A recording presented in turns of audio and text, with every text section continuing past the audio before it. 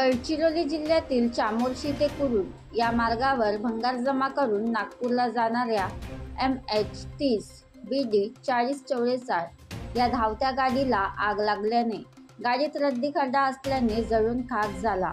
सध्या शेतकरी आपल्या शेतात कचरा पाळे जाळण्यास सुरुवात केली असून कदाचित विस्तवाची ठिणगी उडाल्याने व गाडीत खर्दा पेपर असल्यामुळे आग लागल्याचे सांगण्यात येत आहे। चामोर्शी नगरपंचायतची अग्निशामक वेळेवर दाखल झाली, पण लागलेल्या आगीला आटोक्यात घेऊ शकली नाही। धनराज वासेकर, तालुका प्रतिनिधी, चामोर्शी।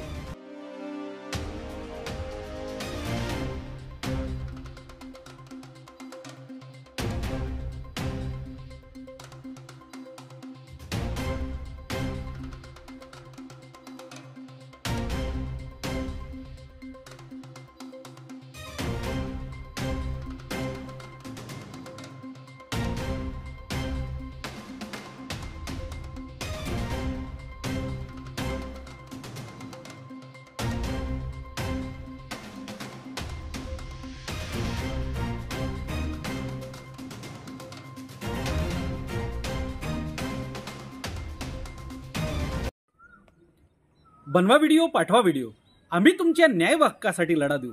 ताज्या बातम्या व घडामोडींसाठी पाहत राहा फक्त महाराष्ट्र लाईव्ह न्यूज।